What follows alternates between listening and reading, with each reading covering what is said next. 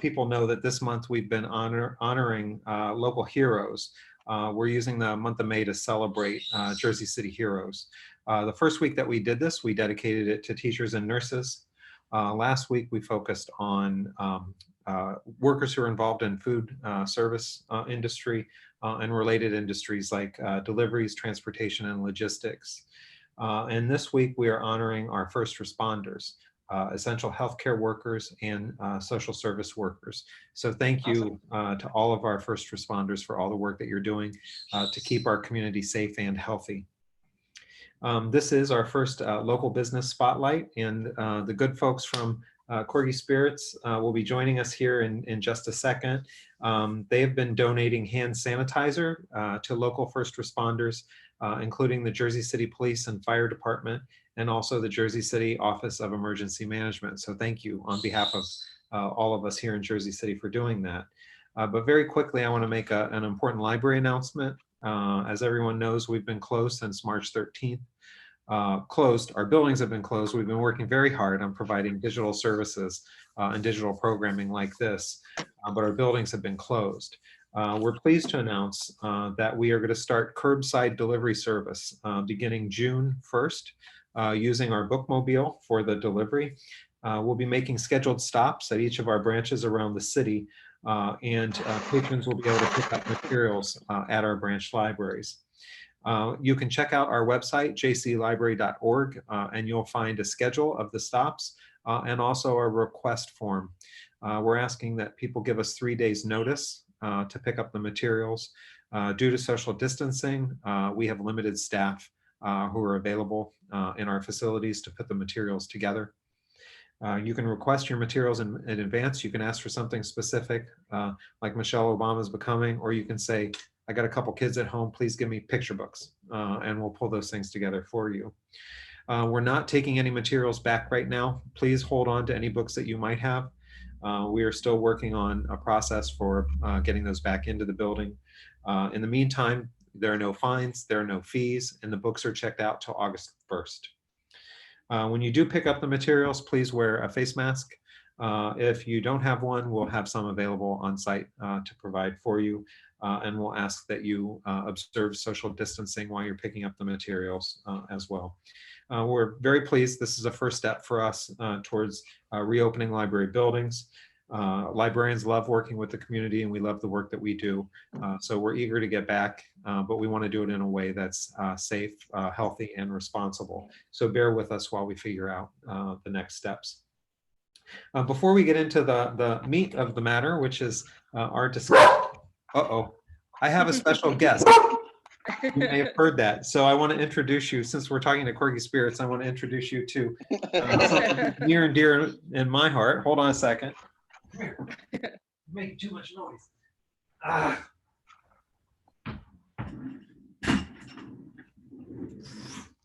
Oh man, look at that Muppet noise. So this is Spencer. Spencer is a Cardigan Welsh Corgi. He's one of 3 dogs. Oh, he's mad. He's mad at something. I'm gonna let him out of the bedroom before I talk. We should get Benji into the rotation here. So I've had Corgis for about 20 years. Spencer's just the recent addition to the family. And sometime when I come by your place for a nice drink on some summer afternoon, I'll also show you the Corgi tattoos that I have. That's for a later time. Yes, yes, that's awesome. So we're gonna get some as a team, actually. Yeah, so. yeah. Oh, great, good. I actually need. I've got 3 of them for 3 of my first 3 Corgis. I'm behind by 2 at this point. So I want to thank Sarah Healy for joining us, Bar and Events Manager at Corgi Spirits, and Nate Thompson, who's Head of Operations. So thank you for joining us and getting through the tech issues we had initially. Yeah, sure thing. Thank you for having us. Yeah, appreciate the patience, everybody. We were so excited. We were going to do a program with you guys, right. drag queen bingo and whiskey tasting. Excuse me, guys. But because of COVID-19, we had to cancel. So we look forward to doing something like that. We had just missed it too. Yeah. I know it was terrible. We had done all the planning. Yeah, bad timing. Yeah, but we'll look forward to doing it again. Absolutely. So can you tell me a little bit, what's the history of Corgi Spirits? Yeah, sure. Nate, you want to take a Sure. Yeah. I have to dust off the tour vocabulary. It's been a while since we've had customers it's getting us back in the swing of things. But yeah, we were founded about 2.5 years ago by a guy named Bob Hagman, who's a local guy from, he's born in Hackensack. And he had worked in consumer packaged goods marketing for a long time. And he had worked in London around the time that excuse me, snip that in the butter. He lived in London at a time that we now recognize as sort of like the gin renaissance, when a lot of new interesting gin companies were beginning to make products. Sorry about this. We're open for the next 20 minutes, so Sarah's gonna field an order real quick. If one of us ducks off screen, that's what's happening. Okay. Thank you for doing this. So yeah, absolutely.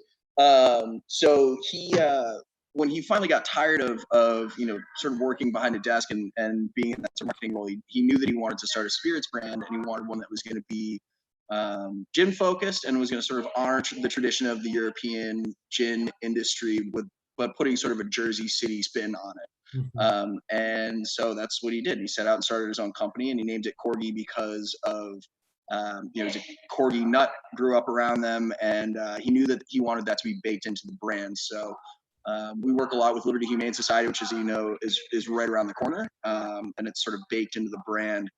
We donate a portion of our proceeds to those companies, or to those businesses. Sea Spot Rescue is another one. So yeah, we've been humming along for about 2 years, making a couple gins, whiskey, and a vodka, and then we have our tasting room open, and obviously, as you can see behind us, the production area where we're actually making all the stuff. So a portion of your proceeds actually go to supporting animal causes. Is that correct? Yeah, correct. We do, a few charitable, giving donations throughout the year. Mostly, as I said, to Liberty Humane Society, to Sea Spot Rescue, and then some other ones. In fact, some around the country. Almost, we try to find one in every market that we operate in to work with to that end. And then we have a number of other charitable causes as well. The Hudson Pride Association, which puts on our Hudson Pride Center, that puts on the Pride events in Jersey City. Bob was active in that community, so we do our Pride vodka every summer to sort of coincide with a lot of those events, and $1 of every bottle that gets sold goes to that organization as well. And then we do, all sorts of fundraisers and raffles and things like that throughout the year to support whatever cause is near and dear to our hearts for that particular week or month or whatever. That's great. It's really nice that you guys give so much back to the community, and that's part of the reason why we wanted to do some of these small business spotlights. Particularly now, we know that businesses are really suffering from the quarantine. Yeah, we want to make sure that we're highlighting. It's good to see that you're open and that you continue such good works. So tell me a bit about the products that you make, both the spirits, and then also you've done some work with hand sanitizer too. Yeah, sure. So we're a gin focused distillery. So we have a couple different styles of gin, a couple different flavors of gin. We aim to convert all of those people who are, oh, I tried gin in high school, it was disgusting, I'll never try it again. We're looking to change those kind of people's minds. Our gin is really, really tasty. And we're also doing hand sanitizer right now, which is also really exciting.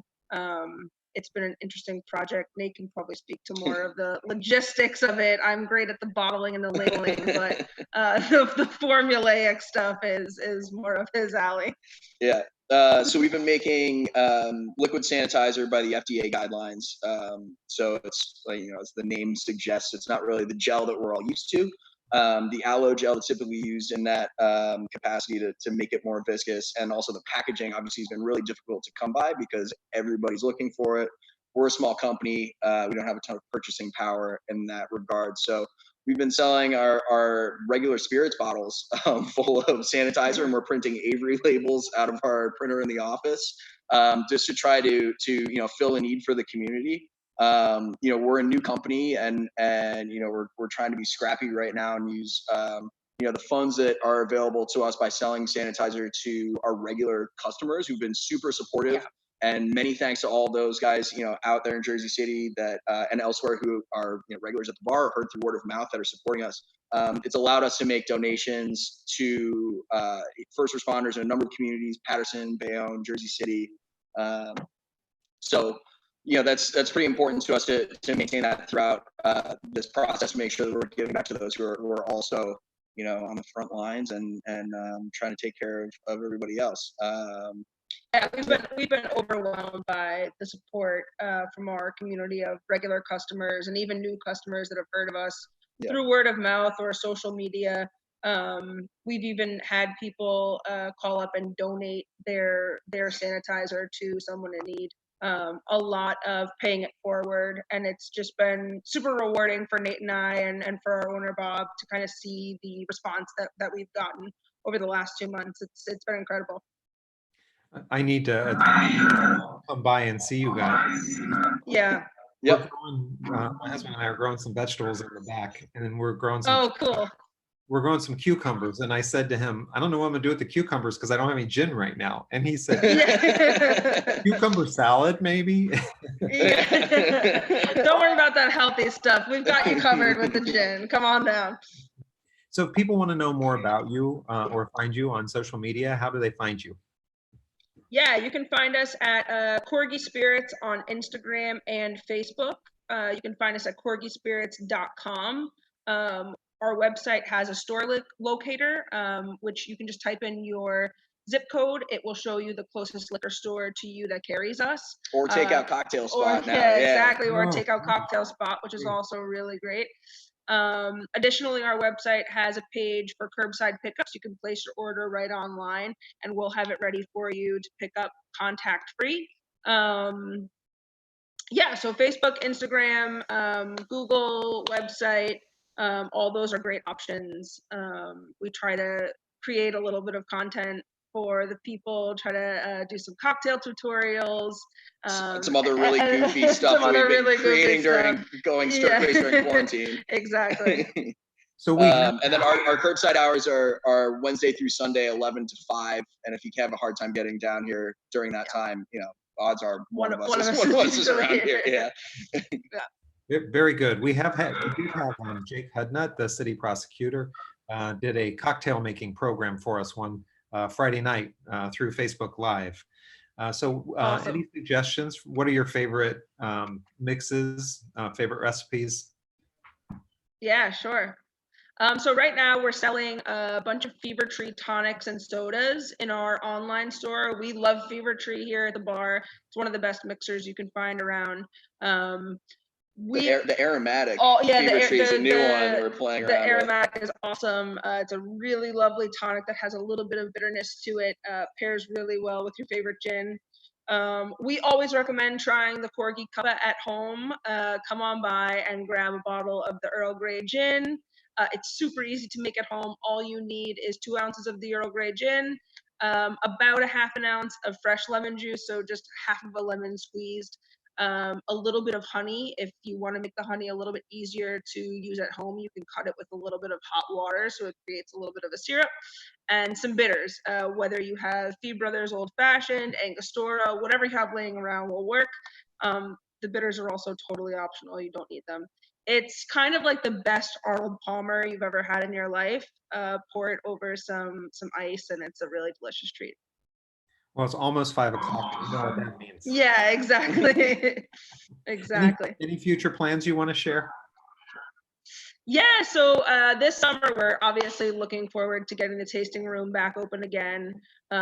We have lots of ideas for the patio, for outdoor concert series, some outdoor movie nights. Socially distanced, of course. Socially distanced, of course, with all of the proper precautions in place. We're looking forward to bringing Harmonica Sunbeam back to do some drag bingo, which will be really, really fun. And in terms of production, obviously just expanding as much as possible. We're looking to bring some more inside sales force onto the team to get the word out in New York and New Jersey. We've got a great little market in New Jersey, but New York is just kind of that untapped market right across the river. So just expanding in that way, and online sales a little bit. We got listed on wine.com recently. We're hoping to go live on Caskers in a little bit. So we'll be distributing to Illinois, which is new, and then we're looking at maybe Florida as well this year. So expanding our markets outside of New Jersey as well. Just trying to keep hustling, keep this company growing. Very good, very good. Well, best of luck with all you have planned. We look forward to working with you again and doing a drag queen bingo at the library at some point with a tasting. So thank you for all that you're doing for the community. Thank you for what you've done for the library, and thank you for bearing with us as we figured out the technology today. Of course. We appreciate you guys as Please, well. We had to be here. We're open. Exactly. We No appreciate worries. you guys taking the time to highlight us. All right. Well, thank you and take care. Thank Take you, care, Jeffrey. guys. Have Take a good care. one. Appreciate it. Thank you. Bye. Bye-bye.